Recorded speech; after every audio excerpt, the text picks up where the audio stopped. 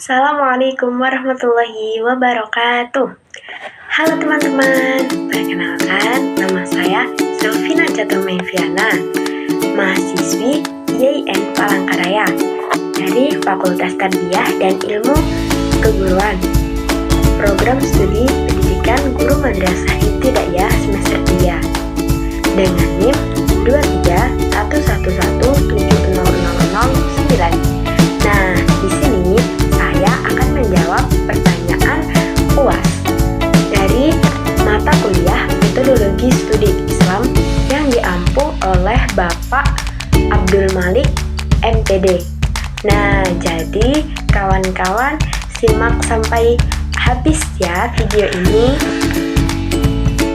Di sini saya ingin menjawab pertanyaan nomor 1, yaitu apa yang kita ketahui tentang metodologi ijtihad dalam Islam. Nah, jadi menurut saya ijtihad dalam Islam yaitu sebuah upaya yang bersungguh-sungguh. Nah, seseorang muslim yang memiliki kapasitas untuk menggali dan menetapkan hukum syariat Islam dalam suatu masalah yang belum diketahui jelas dalam Al-Quran maupun dalam hadis. Nah, jadi seseorang yang melakukan ijtihad merupakan mujtahid. Nah, metodologi ijtihad merupakan cara atau metode yang digunakan oleh mujtahid tadi dalam proses penggalian hukum. Nah, metode ini penting karena memastikan bahwa hukum yang dihasilkan melalui ijtihad tadi tetap dan pasti dengan sumber-sumber utama Islam, yaitu dari sumber Al-Quran dan hadis. Nah, ada beberapa metode ijtihad yang sering digunakan, yaitu ada qiyas. Nah, dalam metode qiyas itu untuk menetapkan hukum suatu perkara baru dengan cara menyamarkannya dengan perkara yang sudah ada hukumnya. Nah, berdasarkan persamaan ilat di antara keduanya. Contoh, jika Al-Quran melarang meminum khamr atau yang biasa disebut dengan minuman keras karena kan sering merusak akal, maka dengan qiyas dapat disimpulkan bahwa zat-zat yang memiliki efek merusak akal yaitu hukumnya haram. Nah, tetapi menurut istihsan, metode ini digunakan untuk memilih hukum yang lebih baik atau lebih sesuai dengan kemaslahatan atau kepentingan. Seperti meskipun dalam qiyas itu hukumnya berbeda. Contohnya, dari kita ada di suatu keadaan yang darurat. Nah, seseorang muslim itu diperbolehkan memakan bangkai hewan seperti anjing atau babi untuk mempertahankan hidupnya, meskipun secara umum memakan bangkai itu adalah perbuatan yang haram. Nah, menurut istishab, metode ini digunakan untuk mempertahankan hukum yang sudah ada sampai ada dalil yang benar-benar jelas untuk mengubahnya. Jadi contohnya yaitu jika suatu perbuatan dianggap halal nih selama ini, maka hukumnya halal. Nah, sampai ada dalil yang tegas menyatakan bahwa perbuatan tersebut menjadi haram. Nah, terus kalau dari istislah, metode ini digunakan untuk menetapkan hukum yang berdasarkan pertimbangan atau kemaslahatan masalah mursalah. Contohnya yaitu penetapan hukum tentang zakat, wakaf, dan infak yang dilakukan berdasarkan pertimbangan kemaslahatan untuk membantu orang-orang miskin dan lemah.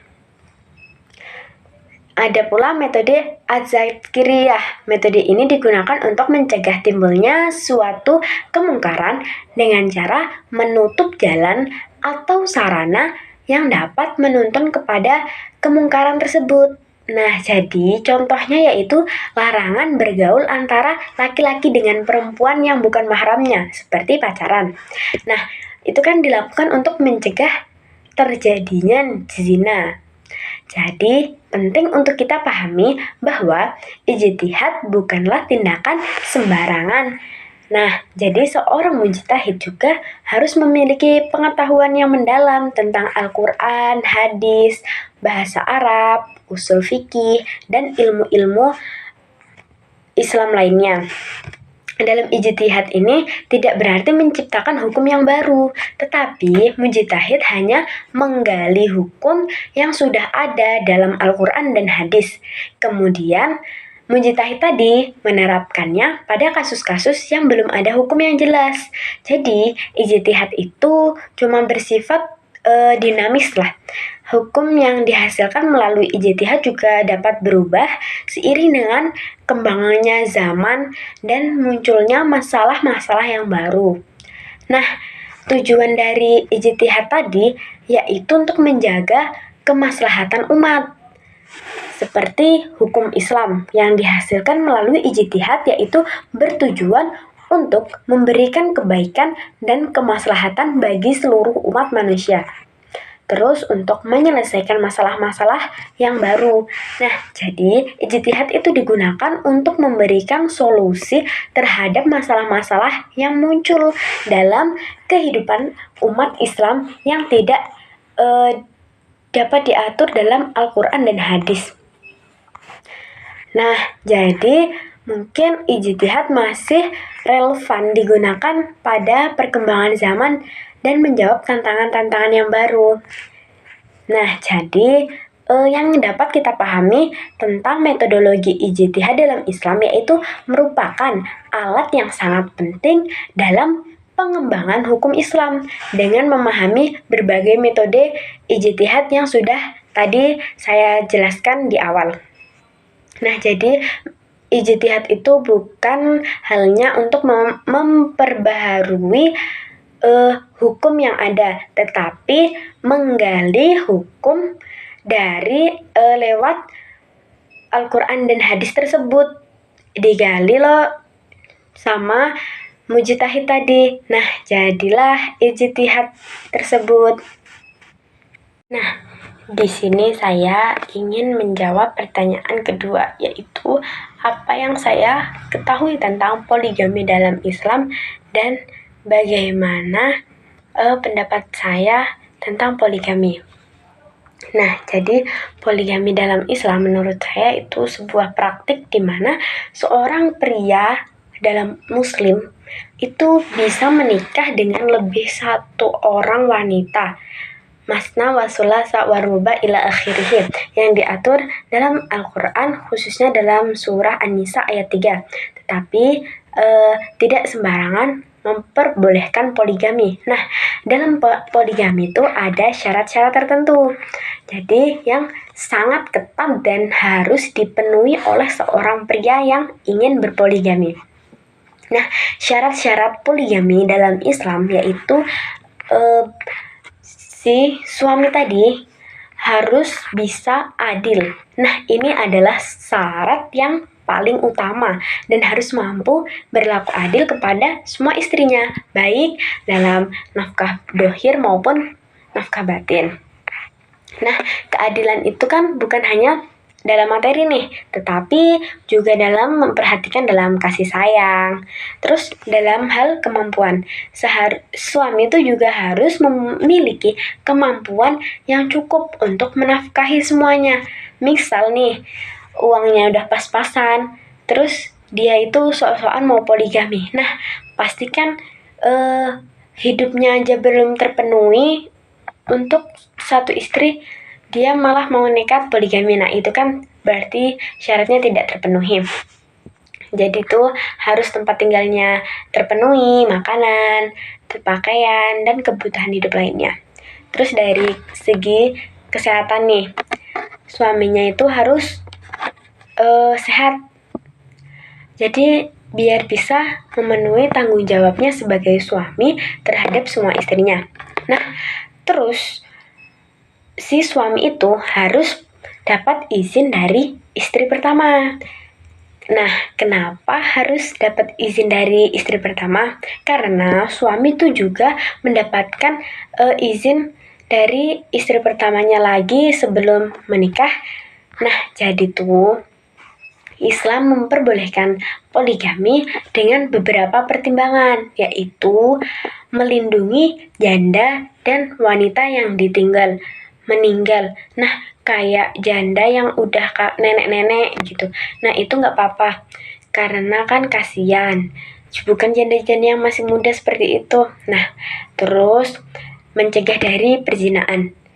Nah, si suami tadi biar misalnya dia itu punya nafsu kepada cewek lain. Nah, daripada mencegah perzinahan, baiknya mending di poligami saja. Nah, poligami itu bisa menjadi cara untuk mencegah terjadinya perzinahan. Terus kita juga bisa menjaga keturunan. Misalnya di istri pertama itu si suami belum mendapatkan keturunan. Nah, jadinya dia itu bisa berpoligami. Agar apa? Agar beliau mendapatkan keturunan. Nah, jadi menurut saya, sikap saya terhadap orang yang berpoligami ya. Nah, jadi tuh kan sebenarnya boleh-boleh saja. Jadi sikap saya tuh cuma harus mendoakannya lah, mendoakan semoga baik, damai terus kayak gitulah, mendoakan yang baik-baik saja kepada orang yang berpoligami. Yang penting bukan suami saya kelak. Nah, jadi poligami kan pilihan pribadi masing-masing setiap orang. Karena setiap orang itu punya hak untuk memilih jalan hidupnya masing-masing, termasuk dalam pernikahan. Nah, misalnya orang itu memutuskan untuk berpoligami setelah memenuhi syarat yang sudah diterapkan dalam Islam, maka itu sudah haknya. Nah, terus misal kita sebelum menikah harus punya perjanjian, atau kita tanya dulu kepada calon yang kita nikahin. Misal besok aku mau poligami, boleh atau enggak? Nah, seperti itu.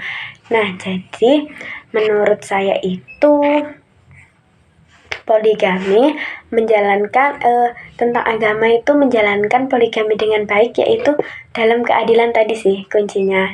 Kuncinya yaitu harus adil. Misal nggak adil, nah berarti dia belum bisa untuk berpoligami. Mending satu istri cukup gitu. Di sini saya ingin menjawab pertanyaan ketiga, yaitu tentang pengertian feminisme atau kesetaraan gender dan sikap saya terhadap feminisme tersebut. Nah, feminisme yaitu lebih sekedar dari istilah. Nah, feminisme itu sebuah gerakan sosial, politik, dan intelektual bertujuan untuk mencapai kesetaraan gender. Nah, jadi tuh berarti menganggap bahwa perempuan dan laki-laki memiliki hak dan kesempatan yang sama dalam segala aspek kehidupan, termasuk dalam bidang politik, sosial, ekonomi, dan budaya. Nah, selama berabad-abad, masyarakat tuh seringkali menempatkan perempuan dalam posisi kurang beruntung dibandingkan laki-laki gitu ya.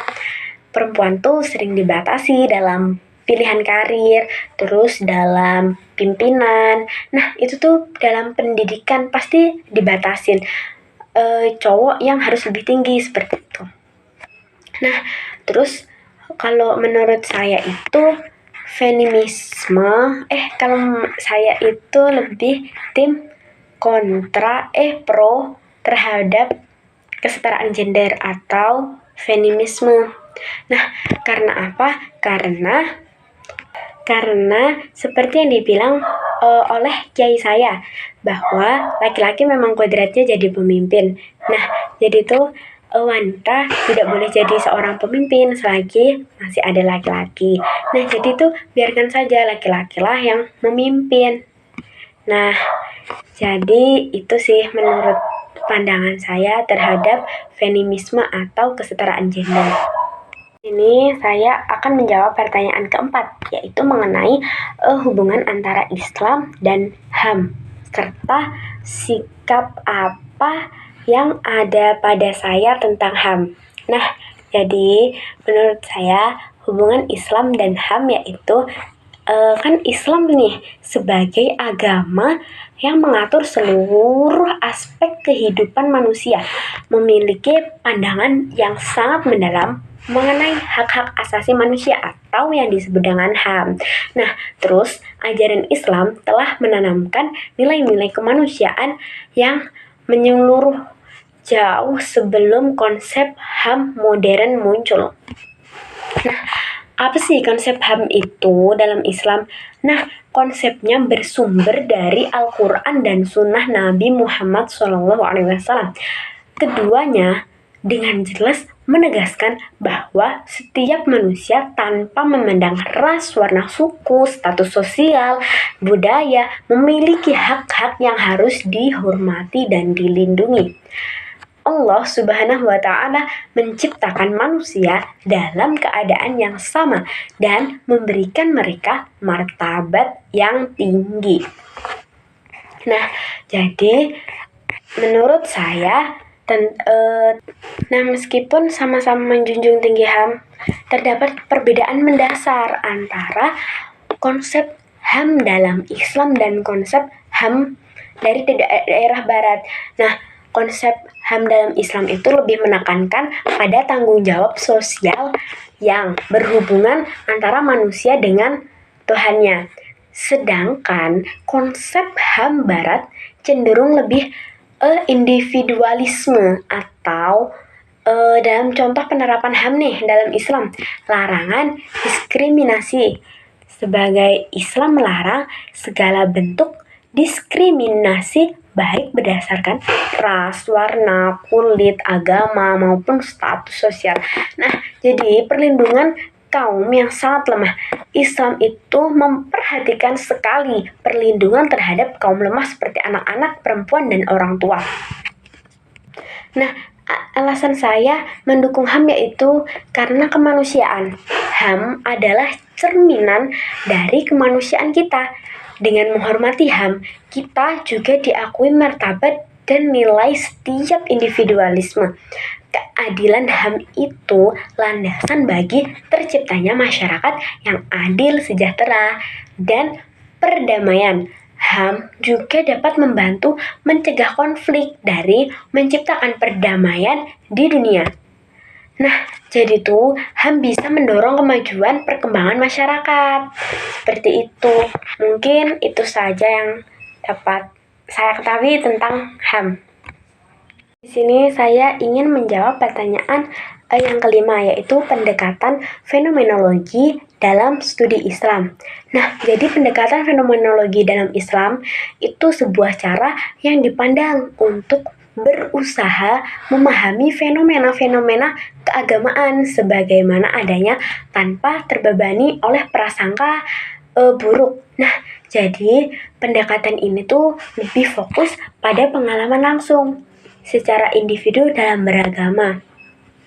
Nah, pada mereka ritual misalnya seperti di ada Dayak nih. Nah, ada Dayak itu kan ada orang yang mempunyai yang mau buat tiwah. Nah, ritual tiwah. Jadi tuh kita harus berusaha memahami ritual tiwah itu apa adanya tanpa ada pikiran-pikiran negatif terhadap tiwah. Jadi tujuan kita melalui fenomenologis yaitu kita berusaha memahami secara jujur tentang apa saja yang dipahami di luar kepercayaan kita. Nah, tanpa ada pikiran-pikiran yang negatif. Ini saya akan menjawab pertanyaan terakhir. Nah, jadi pertanyaannya itu pendekatan sosiologi dan antropologi dalam studi Islam. Nah, jadi menurut saya pendekatan sosiologi dan antropologi dalam studi Islam yaitu upaya untuk memahami Islam tidak dari perspektif teks agama seperti Al-Quran dan hadis saja, tetapi juga perspektif bagaimana Islam dipraktikkan dan dihubungkan dengan kehidupan sosial di masyarakat. Nah, dengan nama lain itu, pendekatan ini bisa dicoba memahami Islam sebagai sebuah fenomena sosial dan budaya yang hidup dan berkembang dalam masyarakat tertentu. Nah, jadi memahami Islam secara menyeluruh, yaitu tidak hanya dari kumpulan ajaran dari Al-Quran, hadis, sunnah, ijma, qiyas, tetapi juga dari sistem nilai, norma, dan praktik yang membentuk kehidupan sehari-hari umat Islam. Nah, contohnya dari penerapan pendekatan sosiologi dan antropologi dalam studi Islam, yaitu tentang praktik ibadah haji ya, misalnya. Praktik ibadah haji itu kan dapat digunakan dalam pendekatan antropologi sebagai mempelajari makna simbol dari ritual haji itu apa sih? Bagaimana sih cara ritual tersebut membentuk identitas sosial jemaah dan bagaimana pengalaman haji mempengaruhi kehidupan sehari-hari mereka setelah kembali ke kampung halaman. Apakah masih sama seperti dulu ataukah lebih Masya Allah dari sebelumnya. Nah, jadi sebagaimana juga masjid nih. Masjid kan berfungsi sebagai tempat berkumpulnya umat Islam untuk beribadah. Nah, jadi ada nih yang bertanya-tanya kayak misalnya tentang apa sih peran masjid dalam proses sosialisasi nilai-nilai Islam tentang gerakan keagamaan baru. Nah, jadi itu menganalisis ideologi yang mereka anut dan bagaimana gerakan tersebut itu berintegrasi dengan masyarakat yang lebih luas.